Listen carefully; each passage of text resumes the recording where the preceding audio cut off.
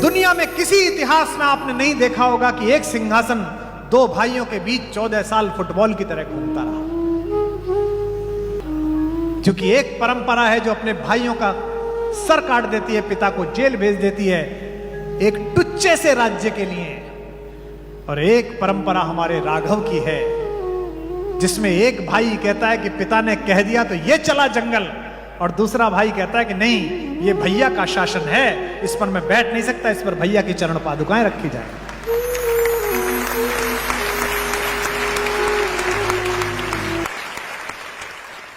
इस कहानी को यह मत सुनिए कि एक कथा है, इसका प्रतीक शास्त्र अपने बच्चों को सिखाइए। मुझे नोएडा के एक बहुत बड़े बिल्डर हैं, एक दिन उनका फोन आया मेरे पास दूसरी लहर के बाद, कुमार भाई वो जो हमारा सैनिक फार्म में फार्म हाउस है वहां अपने अपने राम कराना है 3 दिन का। 4 वर्षों से सोच रहा था, अब जाके ऐसी स्थिति आई है।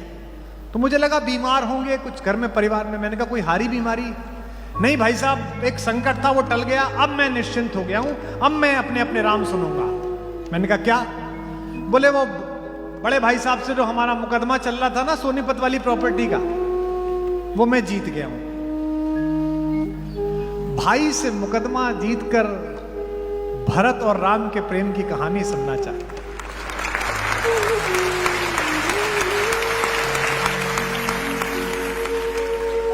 क्या फर्जी दौर है, फेसबुक पे 5000 दोस्त हैं और सगे भाई से बोलचाल बंद है। मुझसे लोग पूछते हैं कि आपको क्या मिलता है? जो पैसा आता है वो तो भारत कुलम में चला जाता है, तुमको क्या मिलता है? बताऊं आपको मेरा पारिश्रमिक। जयपुर में अपने अपने राम कर रहा था, पहले दिन भरत और राम के संबंधों पर बोला। प्रश्न मांगता हूं लोगों से कि प्रश्न कुछ हो तो बता दीजिए, मैं जो कोशिश करूंगा जवाब देने का प्रयास करूंगा अपनी छोटी बुद्धि से। एक पर्ची आई, मैंने पढ़ दी झोंक में। सामने बैठा एक आदमी हाथ जोड़कर खड़ा हो गया, रोने लगा, पड़ोस के लोग उसे चुप करने लगे। उसने कहा साहब 3 दिन के कार्यक्रम के लिए आया था सुनने, पहले दिन आपने भरत और राम की मैत्री के बारे में, प्रेम के बारे में बताया। मेरे भाई साहब हिम्मतनगर रहते हैं गुजरात में, हमारा 30 वर्ष से प्रॉपर्टी का विवाद चल रहा है। मेरे बच्चों ने उनके बच्चे नहीं देखे, मेरी बहुओं ने उनको नहीं देखा। कल सुनकर रात को गया, बड़ी लज्जा आई। अब 2 दिन की कथा और सुनने के बाद परसों के टिकट बुक करा लिए हैं। सारी संपत्ति के कागज लेकर भाई साहब के पास जा रहा हूं, चरणों में डाल दूंगा और कहूंगा भाई साहब आप जो जाने करिए, मुझे मेरे अपराधों के लिए क्षमा करिए। ये पारिश्रमिक। अगर इन हजारों लोगों में एक व्यक्ति के जीवन में भी इस बात ने प्रवेश किया कि ये कहानी क्या सिखाती है, तो आना सफल है, पारिश्रमिक सफल है, मानदेय सफल है। क्यों चुना विश्वामित्र ने राम को? यह कहानी प्रतीक की है, सिंबल की है। कोई भी बात इसमें ऐसी नहीं है जो कहानी के नाम पे सुना दी गई। विश्वामित्र से कहा 15 साल का मेरा लड़का है, महाराज इसे क्यों ले जा रहे हो, मुझे ले चलो, मेरी सेना ले जाओ। लेकिन विश्वामित्र तो जानते थे किसे ले जाना। विश्वामित्र ने कहा हे दशरथ, हे रघुवंश के राजा, मैं तुम्हारे इसी बेटे को मांगने के लिए इसलिए आया हूं कि 4 चीजों में से एक भी चीज किसी की जिंदगी में आ जाए तो उसका दिमाग खराब कर देती है, पागल कर देती है। कौन सी चीजें? पहली यौवन, जवानी जवाती है। जमीन में पैर मार के पानी निकालता है आदमी, हमने भी निकाला है, आपने भी निकाला होगा। यही वो दिन है कि छत पे नंगे बदन टहलते थे, यही वो दिन है कि छाती में खांसी बैठ जाती है। जब जवानी आती है तो पागल हो जाता है आदमी। दूसरा धन, जब पैसा आ जाता है तो आदमी पागल हो जाता है। ये बच्चियां बैठी हैं हमारी बेटियां, ये बहुत ब्रांड के चक्कर में है। लंदन जाओ तो पूरी सेल्फ रेसिडेंसी ही भरी हुई है, यहां प्राडा है, यहां गुची है। लेकिन जो दुनिया का सबसे बड़ा ब्रांड बना उसने कुछ नहीं पहन रखा था, एक वलकल पहन रखा था, चप्पल तक नहीं थी।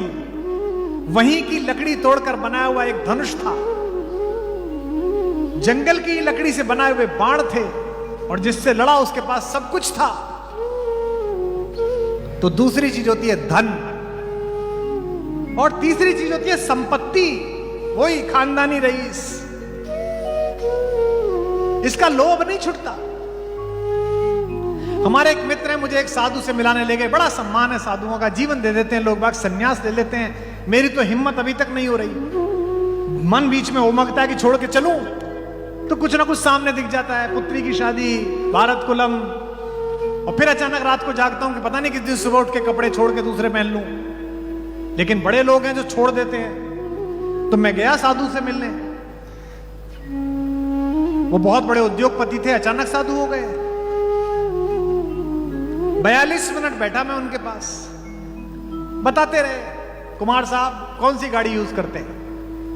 मैंने कहा महाराज गाड़ी का क्या है, किसी में भी आ जाता। फिर भी महाराज मर्सिडीज में आया था, मेरे पास भी एस क्लास थी। कुमार साहब जब मैंने संन्यास लिया 427 करोड़ का टर्नओवर था उस साल मेरा। कुमार साहब मेरा मैनहट्टन में भी एक फ्लैट था, मेरा वहां सेंट्रल लंदन में भी एक मकान था। बाहर निकला तो वो सज्जन जो लेके गए थे बोले कितने त्यागी हैं हमारे महाराज जी, सब कुछ छोड़ दिया। मैंने कहा कहां छोड़ दिया? 19 बार जिक्र कराया कि जो छोड़ के आया, तो पढ़ा कहां से? अभी तो पढ़ा ही हुआ है।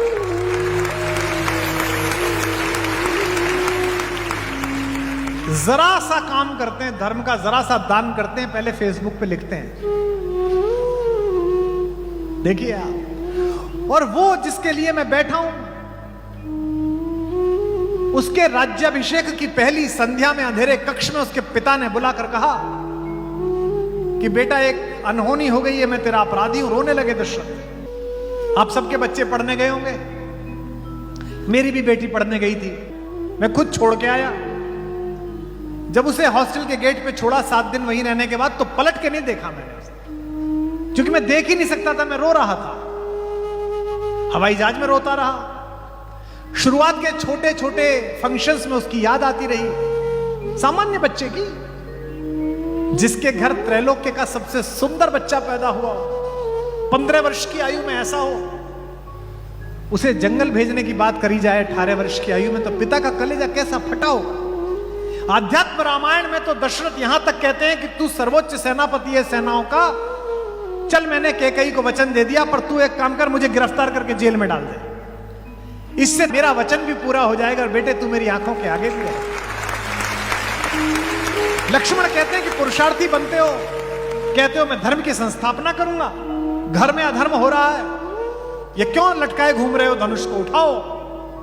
क्या अद्भुत बात कही है मेरे राघव ने, मेरे राम ने। मैं सोचकर रोता हूं इसे। कहते हैं सौमित्र, लक्ष्मण किस पर धनुष उठाऊं? रघुवंशियों की परंपरा की प्राण जाए वचन न जाए, उसका पालन करने वाले अपने इस पिता पर।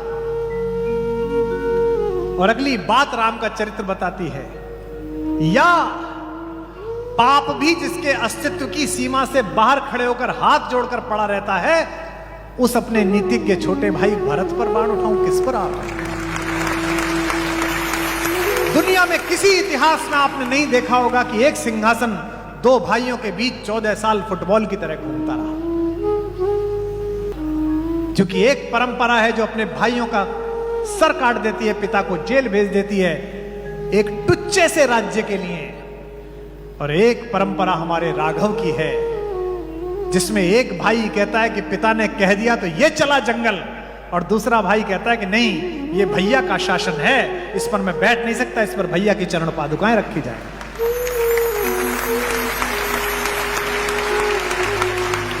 ये बच्चों को सिखाइए, ये बहुओं को सिखाइए कि कैसे श्रुतकीर्ति, मांडवी, उर्मिला और माता सीता एक साथ रहती है। जरा सा काम छूट जाए, लोग आत्महत्या कर लेते हैं। आईआईटी में बच्चे की रैंकिंग नीचे आई, बच्चे ने आत्महत्या कर ली, नौकरी नहीं लगी, डिप्रेशन में आ गया। क्यों?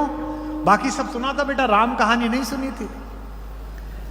अन्यथा सोच के देखिए, कौशल्या ने बुलाया, बेटा क्या हो गया, शहनाई बंद क्यों हो गई, लोग रो क्यों रहे हैं, तेरा राज्याभिषेक है। तो राम ने यह नहीं कहा कि मां मेरा राज्य छीनकर भरत को दे दिया। राम ने जो बात कही उस पर 1000 सिंहासन कुर्बान किए जा सकते हैं। राम ने कहा, मां पिता ने मुझे जंगल का राज्य दे दिया।